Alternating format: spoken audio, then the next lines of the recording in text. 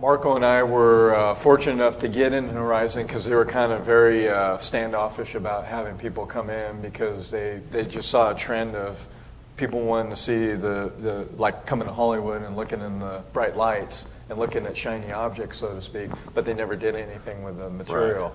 Right. Marco and I were very diligent the first time we went there. We were pretty starstruck, I think, and we saw a lot of the bricks. But we didn't know where all the mortar went, so to speak. You got connected together. Connect all the dots. But we did write some basic plans on the plane ride back home, and we implemented them. What kind of goals did you have when you came back? What was the first goal you wanted to reach? Well, within 2 weeks, we had written a $100 million plan. Now, obviously, $100 million was by 2022. 22. Yes. And when you first went there, what was the year? It was 2011. So that's we're talking. It's got 11 years from now. You're talking about. Obviously, people want to. Here's one of my things. People want to go from A to Z. Now, how big of a company were you at the time when you saw that goal of $100 million? $3.8 million. So $3.8 million. Yeah. A lot of people want to go from A to Z. Like they want to say, I want to take it from $3.8 million to $100 million, right? And everybody's like, oh, that sounds kind of daunting, a daunting task, right? Would you guys agree? Yet, what is it though? Mike, you didn't start working on $100 million. You start working in the first year, right?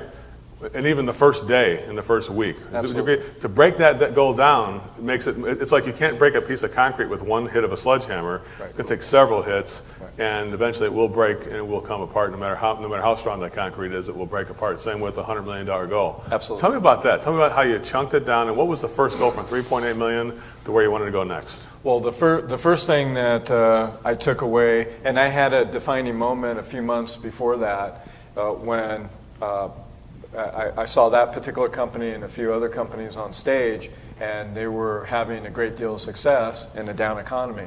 One of the first things I took away from that actual convention was the training.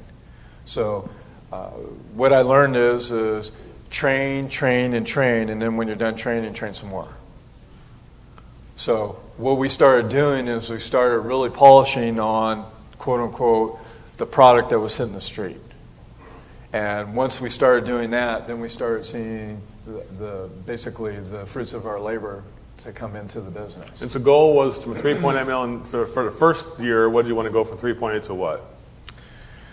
I believe the goal was 7.2, and we did 6.6. So you fell a little, 7.2. How important do you think is to shoot a little higher as you chunk it down? You don't want to say, let's just settle for a goal that we think is reasonable. Oh, let's go lower so we can achieve the goal. I mean, the 7.2, there's no shame in achieving 3.8 to 6.6, right? I mean, are you okay with that? If you grew the 2.8 million in 1 year, how would you feel about that? Pretty damn good, right? And how was the profit that it maintained? More importantly, was the profit maintained? Right. Well, the profit was maintained, but we also were investing back in the company and investing in the infrastructure of the company. And then last year we started working on another goal, and you enlisted my services. We've been together about a couple of years now. And we've been working with things. And I remember last year it was going from 6.6, and you said it was a $10 million goal, right? And how did that go? 6.6 to 9.4. 9.4. Okay, we're almost there, right? So everybody see what we're talking about here? When you fall short of your goal, it's still you lost, but you really won. Right, that's the thing about it, and God forbid that you actually overachieve your goal. What would really be disappointed in us, Mike, is if we achieved $12 million and we only set a goal for 10.6. Why would we be disappointed in that if we overachieved the goal? We weren't thinking high. We weren't thinking big enough. It just shows that you're holding yourself back. So you don't want to hold yourself back when you're setting goals. You want to set them higher. When you fall a little short, that's to me that disappointment of not making it, that 0.6 million. To me, how do you feel about that? To me, that's the engine or the fuel in my motor that says that's it. Next year we're freaking blowing through that. How do you feel about that? Well, I think my take would be on it, Joe, is that if we had set a budget for 10 and we were on pace for 12, based on what I know now as a businessman instead of a technician, I would have look at the financials. I think Marco can read the financials just as good as me, if not better. So we would have looked at that and said, well, why don't we do 14 or 15? We wouldn't have settled for 12. That's right? true, yeah. We would have basically gone back, reallocated some things, and pushed it even farther and said, listen, I'm trying to get to the finish line, right, as fast as I can, and without any damage as well. But we would have reevaluated the situation. Well, let's talk, Mike. The goal is 14. Next year, we've got a $14.8 million goal, right? This year, for 2013. Correct. $14.8 million, Correct. Right? So it's a pretty good growth rate there. Yep. But yet, you're looking at that big goal, but the reality of day-to-day life, and Marco could probably attest to it, because him and I talk a lot, probably more often than you and I even talk, about what does it take on a day-to-day basis. Is that we have to chunk it down to what we're doing today, what we're doing this week, because that's kind of like what it really takes to get this done, doesn't it? Absolutely. The way I refer to it is it's just one step at a time, and it's building one layer after another. As Joe alluded to, it's not A to Z. Listen, we'll take off the gloves right now. Our society is an instant gratification society. If you stand in front of the microwave, why is it taking so long to heat up my soup or cook my food or whatever, right? I firmly believe this is going to be a joke. Okay, you okay? I'm with you. Go ahead. Cool. I firmly believe the drive-through ruined us forever. Okay, because when that came out, it was instant gratification. Okay, so if you're, say if you slight edge, right? If you're, say, eating a cheeseburger every day for 40 years, well, you can't just go into somewhere and then basically say, hey, in 2 weeks I'm going to look like somebody on TV. Right. That's not the case. Same thing with this business, or any business really. It's one day at a time, right? But you have to have a plan, and you have to know where your roadmap's going to lead you each day. And so we know the numbers every day. Marco, you can tell if you won and lost every day. Would you agree with that? And it's important to know. I mean, how about when you're losing every day for a streak? You get a losing streak. How's that set with you? Not very well. I didn't think so. Right. What do we do about it? Do we just say, oh, geez, we keep looking at numbers and peeling off? The accounting keeps sending us losing numbers, and we just go, oh my God, I'm going to go hide under my desk and eat a Snickers bar. That'd be a lot easier than doing something about it. What do we do about that? Well, I think what happens is that your mind becomes conditioned to losing, and then it's just okay, and then you start settling for the minimum every day. So the routine is our enemy again. Right. The routine of the same thing. When you're a growing company, is routine your enemy or your friend? There's positive and negatives of both of that. I guess if you're winning all the time, that's pretty good routine, huh? Oh yeah, absolutely, absolutely. Yeah, but if you're the description that you had, if you're constantly not focusing on the details and you're losing on a day-to-day basis, it's your choice. It's easy to do, it's easy not to do, right? If you have technicians that go out and they don't give 6 options on every call, and you let them not give 6 options on every call, whose fault is that? Is it the technician's fault? But yeah, you want to go in your office and have a pity party and call up Uncle Joe and, hey, I don't know what's going on. Well, he'll tell you, stop the guy, no more calls, bring him in, coach him. Period. Right? That's it. Either get on board or get off board. That's Absolutely. what we're doing here. Yeah. Absolutely. You know what? I had a really great experience about 3 years ago, and I had some folks, some peers of mine that I'm very indebted to for the rest of my life. They came into my business, and no offense here, we call it lifting up the skirt. They looked at everything in the business, and what they told me is that you need to fire your sister-in-law and you need to fire your nephew. So I can imagine some people are like, whoa, that's a little, they crossed the line there, Mike. That's a little too tough. Anyways, that made me a stronger person. And then I realized that we've got personal and we got business. I'll tell people any day of the week, hey, nothing personal, this is just business. And then we move forward. So you have to make those hard decisions. So in your growing company, can you have any kind of big elephants in the room, so to speak, that everybody knows is dysfunctional, except for the company is not addressing that dysfunction?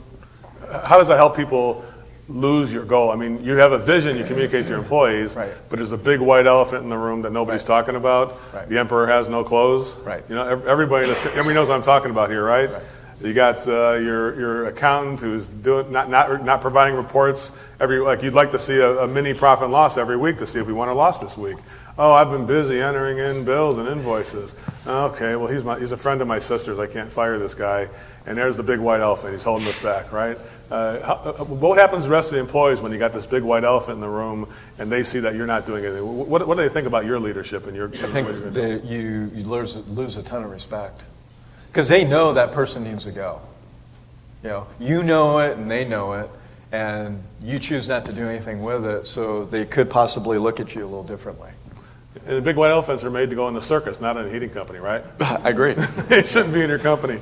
So your own goals, Mike, you say having a vision for your own goal. Tell me about that. Own your goals. Tell me a little bit about that, to own your goals. Well, as I'm blessed to be up here today and be in front of all you folks, I'm owning my goal. I went public with it, right? I wanted it on Facebook. I told all the folks in one of our company meetings, anybody that I'm able to interview within the organization that comes into the organization, I let them know that's what our goal is. And if you were to ask Marco or Lauren right now, obviously, I've already let the cat out of the bag, so to speak, but they would have told you what the goal is. Mm-hmm. Okay, so you have to share that vision, and you have to keep it on a TOMA mindset. Let's talk about that. Lauren and Marco, and not just them, they have to communicate the goals in a smaller fashion. Obviously, the guy who starts, the new guy who starts this week for your company, and you do recruit, Mike spends every week recruiting people. I mean, at least 30% of his time is occupied with finding new people. Which I tell you right now, I was told, one of my things is that every owner of a company, you got 3 jobs. The 30% of your job is to find new people. That's all you're supposed to do. Just look for new people. The second part of your job is make sure those people are trained. And the third part of your job is make sure they're accountable, that they follow the training and the coaching part of it. And if you do that, you can live with the results. And the results are going to happen. But doing that. But talk about how, obviously, the new guy, he's not going to know anything. The $100 million to him means nothing. He's just a guy trying to get a job, right? How do you communicate what his role in this goal is? Because the $100 million means nothing to him, right? Right. Well, first of all, let me back up. Sure. If he's looking for a job, we don't want him. We want somebody that wants a career. We want somebody that wants a relationship with us. Give him a big hand for that one. What do you think of that? There he goes, holding me accountable again. He always does Joe. Practice on your own time, Mike. Yeah, okay? all right. It's good stuff. Good stuff. No charge. He always does that. That's why I love him so much. He always makes me accountable. I gave him some advice last week, and he said, "Oh, don't you mean say it this way?" Yeah. And I said, "Oh yeah, that's what I meant. Thanks." Yeah, I'm not paying Sorry for being a pain in the ass. Don't you mean say it the way you trained me to say it, Joe? Yeah, that would be a good idea. Here we go. So how to effectively communicate my goals. How do you communicate? Going public, you mentioned, reinforcing and posting it. So people should see this. What's expected of them. They're one of the blocks that help build this $100 million or this $14.8 million. We got to say, what role is what role is yours to build? You're the building blocks. Right. What do we expect from you to build that thing, right? Right. How does that get done? That gets done during the interview process. And we go through a lengthy, there's testing, there's behavioral testing, aptitude testing, multiple interviews, and then there's expectations. I think if we go a little further in, let's go. There's some samples in there as well. For instance, Mike has one of his roadmaps to success. I know it might be hard to read here. He goes over a list of things, which is sold hours per department for plumbing, HVAC install. All different departments broken out separately to see if they're pulling. These are literally it looks like a bunch of blocks that are building the bigger picture, right? Absolutely. So this is just one strategic page from our roadmap to get us to our budget, and obviously we've kind of manipulated the numbers a little bit more. It's 12.4 there versus 12.8, but as you can see there, we're clear on estimated dispatch calls, say for the plumbing up at the top. Can you folks see that with that light there? No, it's kind of hard, yeah. Is that okay? Pretty small probably for them. So estimated calls, a conversion rate, total money calls, average sale, and then the gross revenue. So when you take that's an annual basis, but what you do is you break that down to daily. So it's just cutting your meat very finely and then chewing it. You're not trying to go and say, oh no, I've got to show up today and do 2.8 million in the plumbing department.